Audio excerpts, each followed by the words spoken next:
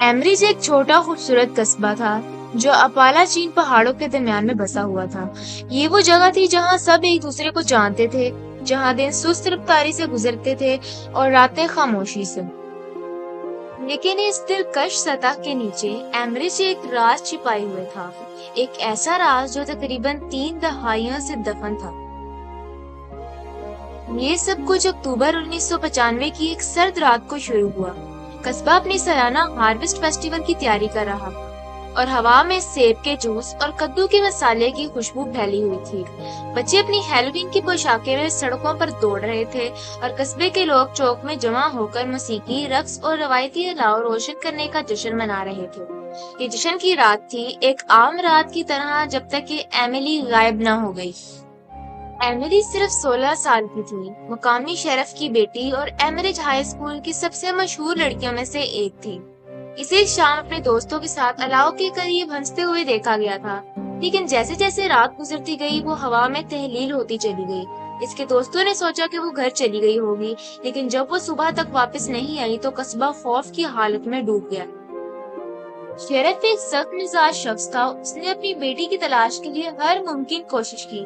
قصبے کا ہر کونا چھانا گیا، ارد گرد کے جنگلوں کی چھان بین کی گئی اور ایمریج کے ہر شخص سے پوچھ گچھ کی گئی، لیکن ایملی کا کوئی سراغ نہیں ملا، کوئی ثبوت، کوئی گواہ، کچھ بھی نہیں۔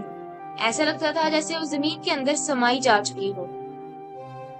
دن ہفتوں میں اور ہفتے مہینوں میں بدل گئے، تلاش جاری رہی لیکن امید کم ہوتی چلی گئی۔ ایک مرتبہ چہکتا ہوا قصبہ ایمریج اب خوف اور شہوات کے بادلوں میں ڈوبا ہوا تھا۔ لوگ رات میں اپنے دروازے بند کرنے لگے، افواہیں جنگل کی آگ کی طرح پھیل گئی اور شیرف جو کبھی کمیونٹی کا ستون تھا ایک ٹوٹا ہوا آدمی بن گیا۔ پھر ایملی کے گمشدگی کے سالگرہ کے دن کچھ عجیب ہوا۔ شیرف کے دفتر میں ایک پیکج آیا جس پر شیرف کا پتہ درج تھا۔ اندر ایک پرانا کیسٹ ٹیپ تھا جس پر کانپتی ہوئی لکھائی میں سنے لکھا ہوا تھا۔ شیرف جو اپنی سابقہ خود کا سایہ تھا، ٹیپ کو اپنے پرانے کیسٹ پلیئر میں ڈالا اور اسے چلایا۔ ٹیپ کے چڑکنے کی آواز آئی اور ایک آواز سنائی دینے لگی، ایک آواز جس نے شیرف کی ریڑھ کی ہڈی میں سردی دوڑا دی۔ یہ ایملی کی آواز تھی۔ ابو، آواز نے شروع کیا، خوف سے کانپتے ہوئے، میرے پاس زیادہ وقت نہیں ہے، وہ مجھے دیکھ رہا ہے، وہ ہمیشہ مجھے دیکھتے ہیں۔ میں نہیں جانتی کہ میں کہاں ہوں، لیکن یہ جگہ تاریک اور سرد ہے اور میں بہت ہی ڈری ہوئی ہوں۔ براہ کرم آپ کو مجھے ڈھونڈنا ہوگا، براہ کرم ہار مت مانیں۔ ٹیپ اچانک ختم ہو گئی۔ شیرف کو حیرت میں ڈال دیا، اس کا دل تیزی سے دھڑکنے لگا۔ جب اس نے ٹیپ کو بار بار چلایا، اس کی سمجھ بوجھ میں اضافہ کرنے کی کوشش کی۔ یہ کیسے ممکن تھا؟ کیا ایملی زندہ تھی؟ اور یہ ٹیپ کس نے بھیجی تھی؟ ایک نئی عزم سے بھرپور شیرف نے تحقیق دوبارہ کھولی اور ایک ایسی شدت کے ساتھ جس نے اسے خود بھی حیران کر دیا۔ اس نے پرانے کیس فائلوں کا جائزہ لیا، گواہوں سے دوبارہ پوچھ گچھ کی اور ہر اشارے کی پیروی کی، چاہے وہ کتنا ہی معمولی کیوں نہ ہو۔ لیکن جتنا وہ کھوجتا گیا اسے اتنا ہی احساس ہونے لگا کہ ایمریج میں کچھ بہت ہی غلط ہو رہا ہے۔ جیسے جیسے تحقیق آگے بڑھتی گئی، ایک نمونہ سامنے آیا۔ ایملی ایمریج سے غائب ہونے والی پہلی شخص نہیں تھی۔ گزشتہ 50 سالوں میں کچھ اور کیسز بھی تھے، بچے، نوجوان، یہاں تک کہ کچھ بالغ بھی جو بغیر کسی نشان کے غائب ہو گئے تھے، اور ہر کیس میں ایملی کی طرح کوئی ثبوت نہیں تھا، کوئی گواہ نہیں تھا اور کوئی لاش نہیں تھی۔ لیکن ان سب کو ایک چیز آپس میں جوڑتی تھی، قصبے کے باہر ایک پرانی ترک شدہ حویلی جسے ہاتھورن ہاؤس کے نام سے جانا جاتا تھا۔ ہاتھورن ہاؤس ایک عرصے سے خوف اور قیاس آرائی کا باعث بنا ہوا تھا۔ 1800 کی دہائی کے آخر میں ایک دولت مند لیکن الگ تھلگ خاندان کے ذریعے بنایا گیا تھا۔ حویلی اس وقت بربادی کا شکار ہو گئی جب ہاتھورن خاندان کے آخری افراد 1930 کی دہائی میں پراسرار طور پر غائب ہو گئے۔ تب سے یہ خالی کھڑا تھا، ایک بھولی ہوئی دور کی بوسیدہ یادگار۔ مقامی بچوں نے ایک دوسرے کو اس کے قریب جانے کی ہمت دی، لیکن کوئی بھی کبھی نہ گیا۔ حویلی سے عجیب روشنیوں، بھوتیاں نظر آنے والے اور بے چینی پیدا کرنے والی آوازوں کے قصے عام تھے، لیکن انہیں ہمیشہ محض افسانہ سمجھ کر رد کر دیا جاتا تھا۔ لیکن اب شیرف کو یقین ہو گیا تھا کہ ہاتھورن ہاؤس کی بیٹے کی گمشدگی کا راز رکھتا ہے۔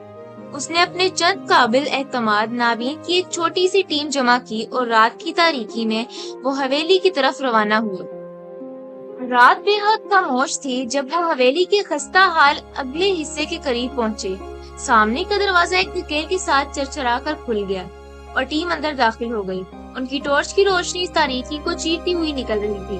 ہوا میں سڑنے کی بو اور گسیدگی کی بھاری بدبو تھی اور فرش کی تختیاں ان کے وزن۔ جیسے جیسے وہ حویلی کے اندرونی حصے میں مزید آگے بڑھتے گئے، شیرف کی بے چینی بڑھتی گئی۔ دیواریں ہاتھوں اور خاندان کی ماندہ تصویروں سے بھری ہوئی تھی۔ ان کی آنکھیں آنے والوں کا بغور جائزہ لے رہی تھی۔ یہ حویلی تنگ راستوں اور چھپے ہوئے کمروں کا ایک بھول بھلیا تھی، ہر ایک زیادہ افسردہ اور گھٹن زدہ تھا۔ پھر تہ خانے میں انہوں نے اسے پایا، ایک چھپا ہوا دروازہ جو کتابوں کی الماری کے پیچھے چھپا ہوا تھا۔ دروازہ ایک تنگ گھومتی ہوئی سیڑھی کی طرف کھلتا تھا جو زمین کے اندر گہرا جا رہا۔ جیسے جیسے وہ نیچے اترتے گئے، ہوا اور سرد ہوتی گئی اور پانی کے قطرے کی آواز پتھر کی دیواروں سے گونج رہی تھی۔ سیڑھیوں کے نیچے وہ خود کو ایک وسیع زیر زمین چیمبر میں پاتے ہیں۔ مدھم روشنی میں، موم بتیوں کی چمکتی ہوئی روشنی میں، چیمبر کے فرش پر عجیب و غریب نشانات کندہ تھے اور درمیان میں ایک بڑا پتھر کا منبر تھا، لیکن یہ وہ تھا جو منبر سے آگے تھا، جس نے شیرف کے خون کو جما دیا۔ ایک قطار میں چھوٹے چھوٹے قید خانے دیوار کے پار بنے ہوئے تھے، ہر ایک لوہے کے بھاری دروازے کے ساتھ بند تھا۔ شیرف اور اس کی ٹیم نے قید خانوں کی طرف دوڑ لگا دی، اندر ٹارچ کی روشنی ماری۔ آخری قید خانے میں انہوں نے اسے پایا، ایملی زندہ مگر بے ہوش، اس کی کلائیوں پر زنجیریں لگی ہوئی تھی۔ شیرف کے ہاتھ کانپ رہے تھے جب اس نے دروازہ کھولا اور اپنی بیٹی کے پاس پہنچ گیا۔ وہ کمزور تھی، غذائیت کی کمی کا شکار اور خوف زدہ، لیکن وہ زندہ تھی۔ اس نے اسے اپنے بازوں میں اٹھا لیا، اس کی آنکھوں سے آنسو بہ رہے تھے، جیسے وہ اسے تسلی کے الفاظ کہہ رہا ہو۔ لیکن ان کی راحت زیادہ دیر تک نہیں رہی۔ جب وہ واپس جانے کی تیاری کر رہے تھے، ایک گہری گھونگھٹوں والی آواز چیمبر میں گونجنے لگی، جس سے گروہ کے اندر خوف کی لہر دوڑ گئی۔ تمہیں یہاں نہیں آنا چاہیے تھا۔ سایوں سے ایک شکل ابھری، تاریکی میں ڈھکی ہوئی، اس کی آنکھیں غیر معمولی روشنی میں چمک رہی تھی۔ شیرف کا دل تیز تیز دھڑکنے لگا جب اسے احساس ہوا کہ وہ اکیلے نہیں ہیں، کہ ہاتھرن ہاؤس کی گہرائیوں میں نسل در نسل کوئی قدیم اور شرارتی چیز چھپی ہوئی تھی، جو اپنے قیدیوں کے خوف اور ناامیدی سے خود کو برقرار رکھتی تھی۔ ایک افراتفری کا مقابلہ شروع ہو گیا جب شیرف اور اس کی ٹیم نے چیمبر سے فرار ہونے کی کوشش کی۔ وہ شکل ان کی بے رحمی سے تعاقب کرنے لگی، اس کی غیر معمولی رفتار اور طاقت نے انہیں مغلوب کر دیا۔ ایک کے بعد ایک نائب گر پڑے، یہاں تک کہ صرف شیرف اور ایملی باقی رہ گئے۔ ایک آخری طاقت کے ساتھ شیرف نے ایملی کو سیڑھیوں کی طرف دھکیل دیا، اسے تیزی سے دوڑنے کا اشارہ دیا۔ وہ اس شکل کا سامنا کرنے کے لیے تیار ہوا، لیکن اسی لمحے چیمبر نے گرنا شروع کر دیا۔ دیواریں گر گئیں، چھت نے ان کے اوپر گرنا شروع کیا اور وہ شکل ملبے میں دفن ہو گئی۔ ایملی جیسے ہی حویلی کے باہر نکلی، وہ اس کے پیچھے زمین ہوس ہو گئی۔ وہ واپس مڑی، اس کی آنکھوں سے آنسو بہ رہے تھے، لیکن اس کے والد جا چکے تھے، ہاتھرن ہاؤس کے ملبے تلے دب گئے۔